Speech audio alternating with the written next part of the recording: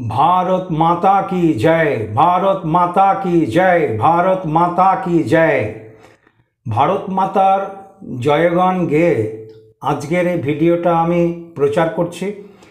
সঙ্গে সঙ্গে ভারতীয় সেনারা যারা বিক্রমের পরিচয় দিয়েছে, নিজের জীবনকে বাজি রেখে পাকিস্তানকে পর্যদস্ত করে চলেছে, সেই সকল সেনাদের ভারতের একজন সাধারণ নাগরিক হিসাবে তাদেরকে স্যালুট জানাই। ভারত মাতা কি জয়। একটা জিনিস মনে রাখতে লাগবে, আমরা ভারতবাসী, আমরা আমাদের দেশকে মায়ের সাথে তুলনা করি, তাই আমরা ভারত মাতা রূপে আমাদের দেশকে পূজিত করি এবং দেশকে বন্দনা করি। আমাদের মায়ের কাছে আমরা যেরকম সুরক্ষিত, সেরকম আমাদের দেশের কাছেও আমরা সুরক্ষিত। তাই আমরা আমাদের দেশকে মায়ের সাথে তুলনা করি এবং সারা জীবন পূজিত করি। পৃথিবীর কোনো দেশ নেই যে কিনা নিজেদের দেশকে মাতা বা বাবা বা বড় ভাই বা ছোট ভাই বলে সম্বোধন করে। একমাত্র ভারতবর্ষ তার নিজের দেশকে, ভারতের নাগরিকরা তার নিজের দেশকে মায়ের সাথে তুলনা করে এবং ভারত মাতা রূপে পূজিত করে। আজকে আমরা গর্বিত আমাদের দেশের সেনাবাহিনীর জন্য। গতকাল অর্থাৎ বৃহস্পতিবার ভোর রাত্রি থেকে একদম সকাল পর্যন্ত আরম্ভ হয়েছে একের পর এক হানা ভারতীয় সেনাবাহিনী করাচি, লাহোর, পেশোয়ার, রাওয়ালপিন্ডি 15টা শহরের উপরে আক্রমণ চালিয়েছে। পাকিস্তানের একের পর এক 15টা শহরের উপরে ভারতীয় সেনারা আক্রমণ চলেছে এবং পাকিস্তানের যে এয়ার ডিফেন্স সিস্টেম, যেটাকে দিয়ে রকেট লঞ্চার বা মহাকাশে বিভিন্ন প্লেনকে নিয়ন্ত্রণ বা ধ্বংস করে যে সিস্টেমের মাধ্যমে, পাকিস্তানের সেই সিস্টেমকে ভারতীয় সেনারা ধ্বংস করে দিয়েছে পরপর কয়েকটা শহরের উপরে। সুতরাং ভারতের সেনারা এগিয়ে চলেছে। অপরদিকে একটা জিনিস মনে রাখার বিষয়, ভারতবর্ষ কিন্তু কোনো সময় নিজে থেকে অগ্রসর হবে না। ভারতবর্ষ ধৈর্য এবং শৌর্য দেখিয়েছে অনেক দিন এবং বলেইছিল পাকিস্তান যদি বাড়াবাড়ি করে, পাকিস্তান যদি আক্রমণ করার চেষ্টা করে, তার সঠিক উত্তর পাওয়ার জন্য অপেক্ষা করতে লাগবে। তাই গতকাল অর্থাৎ বৃহস্পতিবার অর্থাৎ 8 তারিখ সারাদিন সারা রাত, 8 তারিখ সারাদিন সারা রাত পাকিস্তানের সেনারাই কিন্তু ভারতবর্ষের কয়েকটা শহরের ওপরে আক্রমণ করেছিল এবং রকেট লঞ্চার ড্রোন নিক্ষেপ করেছিল, যেটা কিনা ভারতবর্ষের এয়ার ডিফেন্স সিস্টেম সম্পূর্ণভাবে ভেঙে দিয়েছে।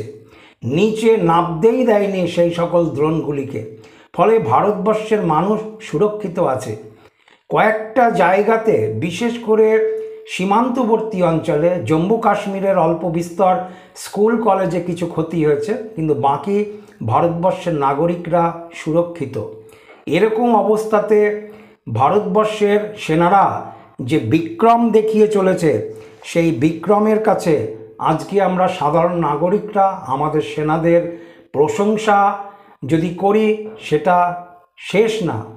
কতটা প্রশংসা করব পরিমাপ নেই। সুতরাং সেনাবাহিনীকে এবং সেনাপ্রধানদের আমরা স্যালুট জানাই তাদের এই বিক্রমের জন্য।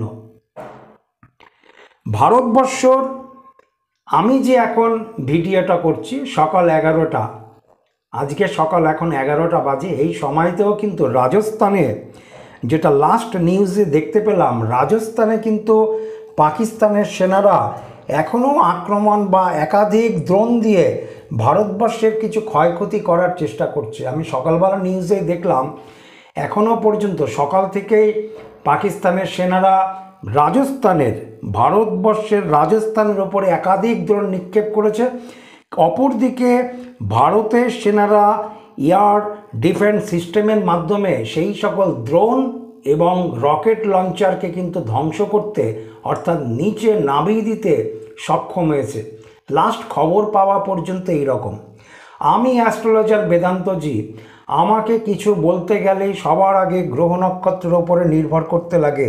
সুতরাং মহাকাশে গ্রহ নক্ষত্রের অবস্থান কি যাচ্ছে, মহাকাশে 12টা রাশি 360 ডিগ্রির মধ্যে অবস্থান করে, সেখানে গ্রহ নক্ষত্রগুলি এক সাইডে অবস্থান করছে, অর্থাৎ গ্রহ নক্ষত্রগুলি 180 ডিগ্রির মধ্যে অবস্থান করছে, একটা সাইডে চলে এসছে, সম্পূর্ণ একটা সাইডে অবস্থান করছে।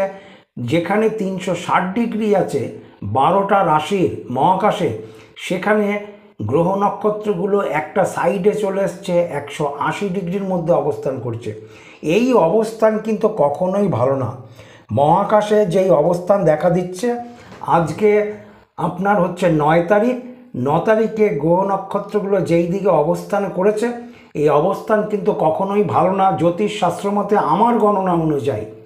এবং একটা জিনিস মনে রাখতে লাগবে, মঙ্গল এবং কালপুরুষের দ্বাদশে, তা কালপুরুষের 12 নম্বর ঘরে শনি রাহু এখনও প্রকট। শনি রাহু এবং শনি শুক্র এবং রাহু শুক্র তিনটে গ্রহ একত্রিত অবস্থাতে রয়েছে। এবং কালপুরুষের প্রথম ঘর যদি আমি মেষ রাশি ধরি, সেইখানে অবস্থান করছে রবি বুধ, এবং কালপুরুষের চতুর্থ ঘরে মঙ্গল নিচস্থ অবস্থাতে শনির নক্ষত্র অবস্থান করছে, এবং কালপুরুষের ষষ্ঠ ঘরে অর্থাৎ কন্যা রাশিতে অবস্থান করছে হলো কেতুর। সুতরাং 12টা রাশির 360 ডিগ্রির মধ্যে গ্রহগুলো চলে এসছে 180 ডিগ্রির মধ্যে।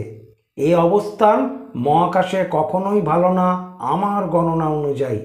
অপরদিকে একটা জিনিস মনে রাখতে লাগবে, আমি বারবার বলে আসছি, গ্রহ নক্ষত্রগুলির এই রকম অবস্থান প্রায় 45 বৎসর বাদে দেখা দিচ্ছে। এর একটা অ্যাকশান আছেই। আমি একাধিক ভিডিওতে আগে প্রকাশ করেছি, গ্রহ নক্ষত্রগুলির অবস্থান খুব একটা ভালো জায়গাতে আসছে না, সেই পরিণতিই কিন্তু দেখা দিল। প্রায় 45 বৎসর বাদে গ্রহ নক্ষত্রগুলি এরকম জায়গাতে অবস্থান করছে, এবং এখন সম্পূর্ণভাবে 180 ডিগ্রির মধ্যে চলে এসছে। এ অবস্থানে বড় কিছু হবার মানে যুদ্ধ যে আরও প্রকট হবে, সেটা আমার গণনাতে কিন্তু দেখা দিচ্ছে। আমি 7 তারিখে আপনাদেরকে বলেছিলাম সংখ্যা তত্ত্ব দিয়ে, কি আপনাদেরকে বলেছিলাম 7 তারিখে বলেছিলাম, একটা জিনিস মনে রাখতে লাগবে, মহাকাশে গ্রহ নক্ষত্রগুলি অ্যাকচুয়ালি ভালো জায়গাতে অবস্থান করছে না। অপরদিকে একটা জিনিস মনে রাখতে লাগে, সংখ্যাতত্ত্বের হিসাবে 4, 8, 9 এই তিনটে সংখ্যা কিন্তু যুদ্ধকে প্রমোট করে, যুদ্ধকে আরও বেশি প্রকট করে তোলে 4, 8, 9।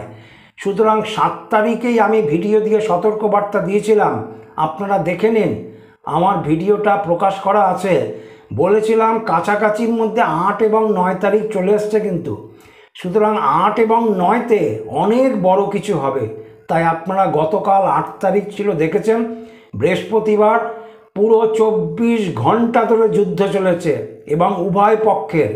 এবং ভারতীয় সেনারা প্রথমে প্রতিরোধ করেছে, প্রথমে নিজেদেরকে বাঁচিয়েছে, পরে পাকিস্তানকে কিন্তু সঠিক উত্তর দিতে আরম্ভ করেছে ঠিক সকাল 11টার পর থেকে।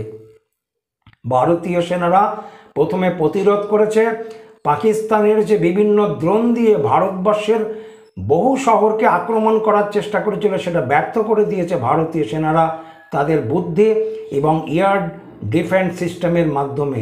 S-400 অদ্ভুতভাবে সক্রিয় এবং অদ্ভুতভাবে কাজ করেছে, যার ভারতীয় পরিভাষায় নাম হচ্ছে সুদর্শন চক্র। আমাদের ঈশ্বরের হাতেই থাকে সুদর্শন চক্র। সেই সুদর্শন চক্র দিয়েই কিন্তু পাকিস্তানকে খান খান করে দিয়েছে গতকাল 8 তারিখ ভারতীয় সেনারা। আমি অ্যাস্ট্রোলজার অগ্রিম ভবিষ্যৎবাণী দিয়েছিলাম 4, 8, 9 সংখ্যার ওপরে, এবং সংখ্যা তত্ত্বকেই খালি বিচার করিনি, গ্রহ নক্ষত্রগুলির বর্তমান যে অবস্থান, সেই অবস্থানকে আমি বিশেষ গুরুত্ব দিয়ে বলেছিলাম যে এই অবস্থান এক সাইডে, অপর দিকে 4, 8, 9 সংখ্যার উপরে কিন্তু বেশি প্রকট হবে। তাই গতকাল কিন্তু 8 সংখ্যা গেছে, আপনারা দেখেছেন, সারা দিন টিভিতে দেখেছেন যুদ্ধ। আজকে 9 তারিখ, আজকে কিন্তু আরও প্রকট হবে। আমার গণনা অনুযায়ী আজকে 9 তারিখ আরও প্রকট হবে। একটা জিনিস মনে রাখবেন, 2025 সালকে যোগ করলে আসে 9। সংখ্যাতত্ত্বের হিসাবে যদি আমি 2025কে যোগ করি আসে 9। আজকের তারিখটাও হচ্ছে 9 এবং গ্রহ নক্ষত্রগুলো 360 ডিগ্রির মধ্যে 180 ডিগ্রির মধ্যে সবকটা চলে এসছে। সবকটা গ্রহ নক্ষত্র 180 ডিগ্রির মধ্যে অবস্থান করছে। এই অবস্থান, আমি অ্যাস্ট্রোলজার জ্যোতিষী, আমি বেদান্তজীব বলতে পারি এ অবস্থান কখনোই ভালো না। যুদ্ধ আরও প্রকট হতে চলেছে এবং পাকিস্তান নিজেদের জমি হারাবে। এইবারে পাকিস্তান নিজেদের জমি হারাতে চলেছে। ভারতের যেই অংশটা, কাশ্মীরের যে অংশটা পাকিস্তান গায়ের জোরে আটকে রেখেছে, সেই অংশ কিন্তু এইবারে ভারতবর্ষ পুনরুদ্ধার করবেই। কেন, মহাকাশে কালপুরুষের 4র্থ স্থানে মঙ্গল নিচস্থ অবস্থাতে আছে এবং 4র্থ স্থানটা দিয়ে জমি এবং ভূমিকে নির্দেশ করা হয়। 4র্থ স্থানকে দিয়ে এডুকেশনের ডিপার্টমেন্টগুলিকে নির্দেশ করা হয়। অপরদিকে মঙ্গল হচ্ছে ভূমি এবং কারক গ্রহ এবং ভূমি এবং জমির কারক গ্রহ এবং মঙ্গল হচ্ছে যুদ্ধের কারক গ্রহ। এই তিনের হিসাব নিয়ে আমি বলতে পারি পাকিস্তান যে অংশটা ভারতের দখল করে রেখেছে এত বৎসর ধরে, অর্থাৎ কাশ্মীরের যে অংশটা পাকিস্তান দখল নিয়েছে, সেই অংশটা কিন্তু পাকিস্তানের এইবারে হাতছাড়া হয়ে যাবেই। 1971 সাল পাকিস্তান বিভক্ত হয়ে গেছে, বাংলাদেশ নিজেদের রাষ্ট্র তৈরি করে নিয়েছে। এইবারেও কিন্তু পাকিস্তান আবারও, যেহেতু 45 বছর বাদে গ্রহ নক্ষত্রগুলো এরকম জায়গাতে দেখা দিচ্ছে এবং সংখ্যাতত্ত্বের হিসাবে এই 2025 সাল সংখ্যাকে যোগ করলে আসে 9। শুধু সংখ্যাতত্ত্বের ওপর দিয়েই আমি গণনা করছি না, গ্রহ নক্ষত্রের অবস্থানকে সবার আগে আমি বিবেচনা করেছি। সুতরাং এই অবস্থানের ওপর দিয়ে পাকিস্তান যে তাদের জমি এবারে হারাবে, আমার গণনাতে সেই জায়গাটা আসছে। বালুচিস্তান, পাকিস্তান নিজেদের একটা রাজ্য, বালুচিস্তানকে শান্ত করতে পারছে না। বালুচিস্তানের মানুষরা পাকিস্তান থেকে আলাদা হয়ে গিয়ে নিজেদের একটা স্বাধীন রাষ্ট্র ঘোষণা করার চেষ্টা করছে অনেক বছর ধরে। এইবারে তারা সফলতা পাবে, এই বৎসর তারা সফলতা পাবে। গ্রহ নক্ষত্রের অবস্থান কিন্তু সেই দিকেই বলছে এবং ভারতবর্ষ একটা শান্তির দেশ। অনেক দিন ভারতবর্ষ চুপ করেছিল পাকিস্তানের এই রকম সন্ত্রাসবাদীদের অত্যাচার দিনের পর দিন ভারতবর্ষ সহ্য করেছে, কিন্তু গ্রহ নক্ষত্রের যেরকম অবস্থান চলেছে তাতে কিন্তু এইবারে ভারতবর্ষ কিন্তু আর সহ্য করবে না। গ্রহ নক্ষত্রের অবস্থান খারাপ। অপরদিকে বাংলাদেশের সম্বন্ধে ডক্টর ইউনূস একটা জিনিস মনে রাখতে লাগে, ক্রমশই কিন্তু প্ররোচনামূলক কথাবার্তা কিন্তু ভারত পাকিস্তানের যুদ্ধের সময় বলে চলেছে। উনি কিছুদিন আগেও বিবৃতি দিয়েছে যে আমাদেরকেও যুদ্ধের জন্য তৈরি হতে লাগবে, মানে বাংলাদেশ সেনাবাহিনীকে যুদ্ধের জন্য তৈরি হতে লাগবে, না হলে আত্মহত্যার সামিল। আত্মহত্যা করলে যেটা হয় তাহলে বাংলাদেশের সেনাবাহিনী সেটাই করবে। সুতরাং ভারত পাকিস্তানের যুদ্ধের সময় ডক্টর ইউনূসের এই রকম প্ররোচনামূলক কথাবার্তা এবং ডক্টর ইউনূসের যে সাঙ্গপাঙ্গরা আছে তারাও যে মাঝে মাঝেই প্ররোচনামূলক কথাবার্তা সংবাদ মাধ্যমে দেখছি, সেটা কিন্তু আমার গণনা অনুযায়ী ভয়াবহ হয়ে উঠতে পারে। আমি আগেও বলেছি, জানুয়ারি ফেব্রুয়ারি মাসে গ্রহ নক্ষত্রের অবস্থান যেরকম ছিল বর্তমানে সেই রকম নেই। মহাকাশে গ্রহ নক্ষত্রগুলির অবস্থান অত্যন্ত কঠিন জায়গাতে আছে।